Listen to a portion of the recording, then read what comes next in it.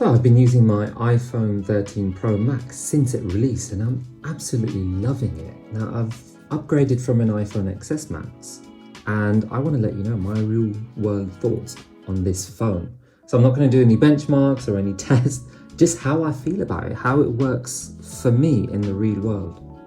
So let's start off with the obvious one. So iPhones they're not cheap. With the price comes a lot of expectation. I can never afford to buy one every year, and to be honest, there seems to be very minute differences each year. What made me pick this year's model is the fact that I already had a 3-year-old model, which meant the changes were going to mean more to me. So let's start with the elephant in the room. The size. Back in the day, this would have been called a phablet, okay, which was a mix between a phone and a tablet. Now I'm slowly getting used to the size.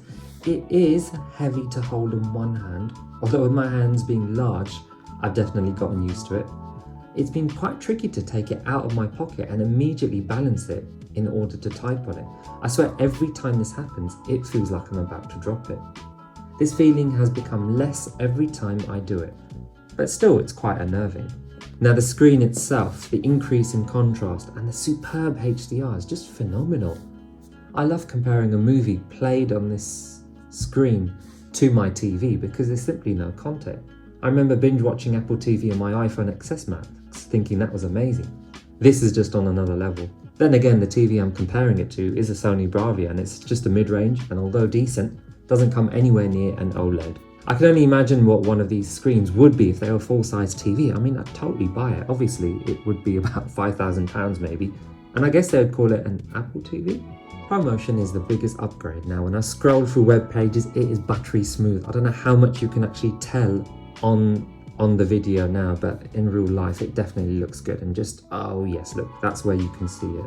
And that looks really buttery smooth because there is actually a way of turning this off without going completely into settings, and it's to actually go into low power mode. So I'm just gonna click low power mode, and if I do it now, oh yeah, there you go. I can see the difference.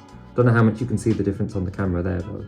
To be fair, ProMotion doesn't excite me as much since the 60Hz panels were actually so well optimized on the previous phones. Now performance, this thing is blisteringly fast and eats up any task thrown at it, from editing pictures to video clips. The A15 Bionic chip has a new 6-core CPU with 2 performance and 4 efficiency cores. Now if you don't quite understand the performance efficiency cores part of it, think of it as similar to threads in a regular CPU.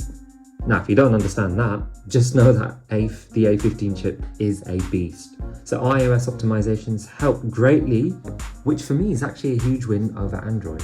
Because obviously, you know, with Android is Google does an update, then Google sends it to the manufacturer, and then it's completely up to the manufacturer how quick they want to release it. And generally Samsung and Google, obviously themselves, will release it quite quick, whereas the others will take a while. I'm not bothered about the water resistance. I've said this before. I mean, it's nice it's there, but even when it rains, I don't really, it was a few splashes of rain earlier, and I was just too scared to have my phone out really. So yeah, I don't really want to test it, even though it's nice to know it's there. Camera performance is just fantastic. The increased aperture allows for better night photos, and there seems to be a wider color capture for photos as well, and I instantly noticed this. There are instances where my iPhone XS Max did look quite similar, but it does depend on the lighting settings. For example, if it's a bright sunny day, the image quality would look the same. The cinematic stabilization is a great thing to have, but to be honest, it's not something I'm going to be using, and it's only in 1080p as well, and it's quite clear Apple are saving that for later. Movie recording is superb. The ability to shoot 4K on a phone just still amazes me. And I remember when I used to compare the 1080p footage on the iPhone to an actual digital camera and finding the iPhone was better. You can easily take this phone on a holiday vacation, show your pictures later on, and people would be second guessing as to what you actually filmed it on. Now I know the raw image from a DSLR camera is insanely good, but again, the rest of us wouldn't have a clue unless you zoom into the pixels and proper analyze it. Because there was actually a great YouTube video where the camera of the iPhone 12 Pro Max was compared with a DSLR camera. Now battery life is mad to think I got 43 hours out of my iPhone. Okay, after 36 hours, I did want to charge it as it was a little out of my comfort zone. But I thought, you know what, let's see how long I can go with it. So most of my time was spent using Safari and YouTube. Yes, I had less than 10 hours of usage, but keep in mind that 5G drains in the background. So no matter how long I use it, that's always going to kill the battery. And just to actually think, 43 hours since I last hooked it up to an outlet, that's amazing. Normally I'd have to do after 9-10 hours. But then again, I'm using this phone normally. Now if I used it every hour of the day, with 5G running, with brightness high, with Wi-Fi, etc., yeah, obviously it'll probably last a whole day, which does mean it's truly an all-day battery. Now, I'm so worried about dropping this thing, and it's really because of these. My XS Max has tiny cameras on the back, and I'm pretty sure this is what, 15% of the phone maybe? And it means one of the lens shatters, because they're made out of sapphire and scratch resistant, it's quite expensive. Now with Apple Care, it costs £79 to repair it. Without it, it's something silly like £600.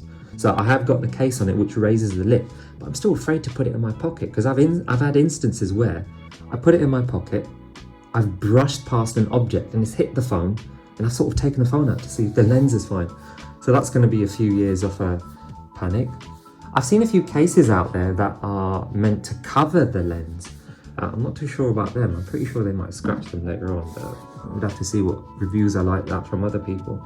The design, nothing radical. Yeah, it's got a tiny little reduction in the notch, and you know what? I can't really notice it, to be honest. When I have them side by side, then I suppose it does give me the bigger screen real estate. It's nothing dramatic, but I know in the future with iPhone 14, they want to get rid of the notch, which does mean you might just have a random hole sticking out of the screen like some Android phones, which looks a bit rubbish, to be honest.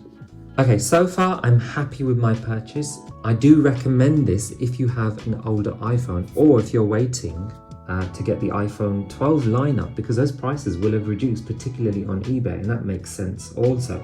Let me know what you think in the comments below. As always, like, comment, subscribe, and until next time.